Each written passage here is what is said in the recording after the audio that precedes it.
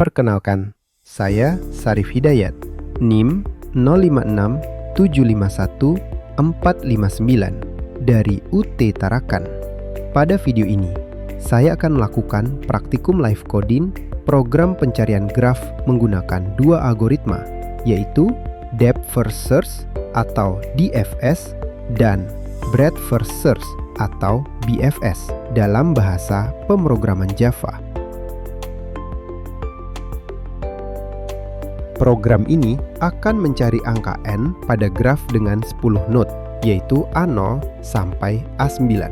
Misalnya pengguna memasukkan angka 8, maka node yang dicari adalah A8.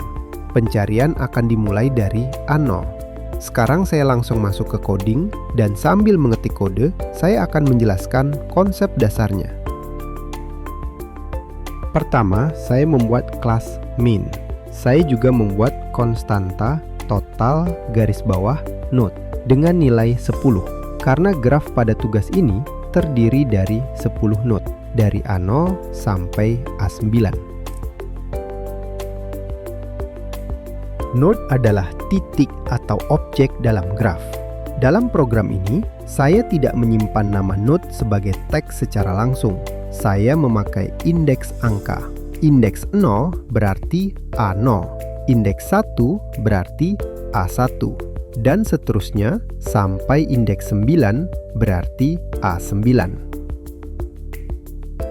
Cara seperti ini membuat program lebih sederhana, karena komputer lebih mudah mengelola array dan list dengan indeks angka. Di sini, saya membangun graf menggunakan adjacency list. Artinya, setiap node menyimpan daftar tetangganya sendiri.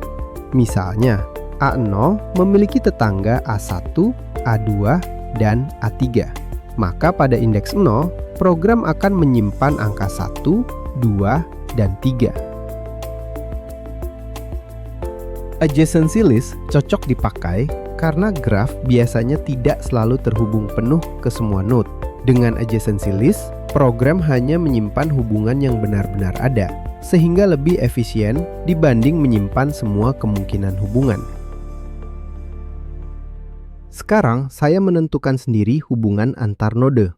Dari A0 ada hubungan ke A1, A2, dan A3.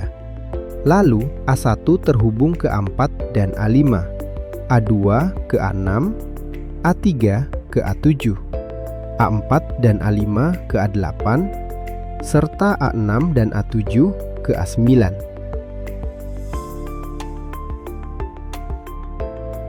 Metode addEdge ini saya buat untuk menambahkan hubungan antar node. Karena graf yang saya gunakan adalah graf tidak berarah, maka hubungan harus ditambahkan 2 kali. Jika A0 terhubung ke A1, maka A1 juga bisa kembali ke A0. Itulah alasan ada 2 baris, source ke destination dan destination ke source. Metode node name digunakan agar output lebih mudah dibaca.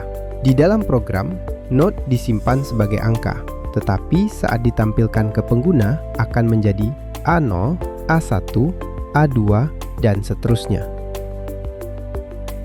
Di metode main, saya mulai dengan membangun graf. Setelah itu, program meminta input angka n dari pengguna. Jika pengguna memasukkan 8, maka target pencarian adalah A8. Node awal saya tetapkan A0. Jadi, baik DFS maupun BFS akan mencari dari A0 menuju node target. Perlu diperhatikan, DFS dan BFS sama-sama bisa mencari node dalam graf. Perbedaannya bukan pada tujuannya, melainkan pada strategi menjelajahnya. DFS masuk ke satu cabang sedalam mungkin, sedangkan BFS melebar dulu ke semua tetangga terdekat. Kode retarget berfungsi menjaga agar input hanya angka 0 sampai 9. Ini penting supaya program tidak mencoba mengakses node di luar jumlah node yang tersedia. Sekarang saya membuat DFS. Konsep dasarnya saya jelaskan langsung dari kode ini. Pertama ada array visited. Array ini sangat penting pada graf tidak berarah, karena tanpa visited, program bisa kembali lagi ke node sebelumnya dan berputar terus atau infinite loop dan terjebak dalam perulangan tak terbatas. Misalnya dari A0 ke A1, lalu dari A1 bisa kembali lagi ke A0. Dengan visited, node yang sudah dikunjungi tidak diproses ulang. Kedua, ada array parent. Parent menyimpan jejak jalur. Misalnya, A8 ditemukan dari A4, maka parent dari A8 adalah A4. Nanti data ini dipakai untuk membentuk jalur akhir dari A0 ke target. Bagian paling penting pada DFS adalah stack. Stack memakai prinsip LIFO, yaitu last in, first out. Artinya, data yang terakhir masuk akan diproses lebih dulu. Karena itu, DFS cenderung masuk lebih dalam ke satu cabang sebelum mencoba cabang lain. Di awal, saya memasukkan A0 ke stack. Selama stack belum kosong, program mengambil node dari stack. Jika belum pernah dikunjungi, node itu ditandai visited dan dimasukkan ke urutan kunjungan. Setelah itu, program mengecek apakah node saat ini sama dengan target. Kalau sama, pencarian selesai. Kalau belum, semua tetangga yang belum dikunjungi dimasukkan ke stack. Saya memasukkan tetangga dari urutan belakang ke depan, agar ketika stack diproses, urutan kunjungannya tetap natural, dari A1, lalu A2, lalu A3. Ini karena stack membalik urutan pemrosesan. Jika targetnya A8, proses DFS pada graf ini biasanya berjalan A0, kemudian A1, lalu A4, lalu A8. DFS cepat sampai ke A8 karena cabang pertama yang dipilih memang mengarah ke target. Sekarang saya membuat BFS. Struktur kodenya mirip DFS karena sama-sama butuh visited dan parent. Namun struktur data utamanya berbeda. BFS menggunakan queue, bukan stack. Queue memakai prinsip FIFO, yaitu first in, first out. Artinya, data yang masuk lebih dulu akan diproses lebih dulu. Inilah yang membuat BFS bergerak melebar per lapisan. Pada awalnya, A0 dimasukkan ke queue dan langsung ditandai visited. Di BFS, node biasanya ditandai visited saat masuk queue, bukan saat keluar dari queue. Tujuannya agar node yang sama tidak masuk ke queue berkali-kali dari jalur yang berbeda. Selama queue tidak kosong, program mengambil node paling depan. Jika node itu target, pencarian selesai. Jika belum, program memasukkan semua tetangga yang belum dikunjungi ke belakang queue.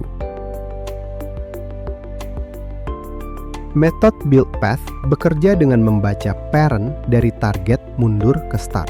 Misalnya, target A8 punya parent A4, A4 punya parent A1, dan A1 punya parent A0. Kalau dibaca mundur menjadi A8, A4, A1, A0.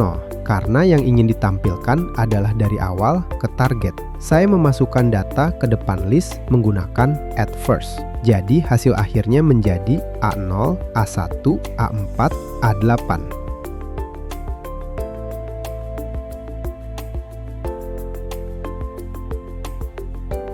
Bagian ini bukan inti algoritma, tetapi penting untuk memenuhi permintaan soal, karena program harus menggambarkan tahap demi tahap proses pencarian.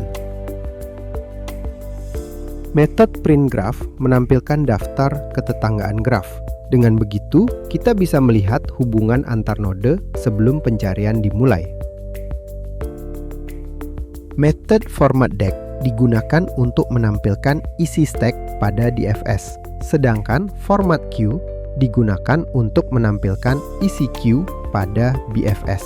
Ini membantu menunjukkan proses secara rinci, bukan hanya hasil akhirnya.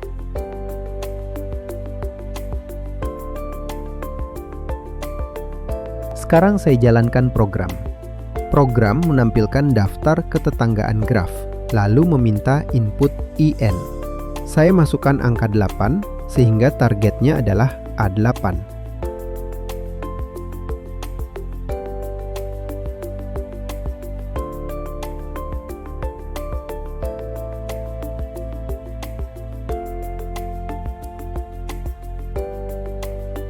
Pada DFS, urutan kunjungan adalah A0, A1, A4, lalu A8. Ini menunjukkan sifat DFS yang masuk sedalam mungkin pada satu cabang. Jalur yang ditemukan adalah A0 ke A1, ke A4, ke A8. Pada BFS, urutan kunjungannya adalah A0, A1, A2, A3, A4, A5, A6, A7, lalu A8. Ini menunjukkan sifat BFS yang memeriksa node per lapisan.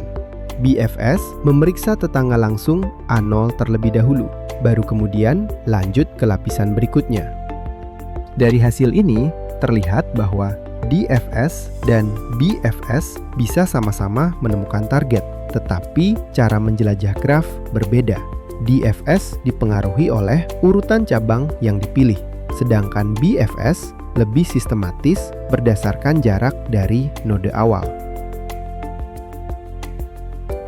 Kesimpulannya, graf pada program ini direpresentasikan menggunakan adjacency list. Node disimpan sebagai angka 0 sampai 9, tetapi ditampilkan sebagai A0 sampai A9. DFS menggunakan stack dengan prinsip last in, first out, sehingga pencarian bergerak mendalam pada satu cabang. BFS memakai queue dengan prinsip first in, first out, sehingga pencarian bergerak melebar per lapisan. Array visited digunakan agar node tidak dikunjungi berulang, sedangkan array parent digunakan untuk membentuk jalur dari A0 ke target. Dengan program ini, pengguna bisa mencari node A0 sampai A9 dengan DFS dan BFS, serta melihat proses pencariannya tahap demi tahap. Demikian penjelasan tugas praktik 3. Sekian dan terima kasih.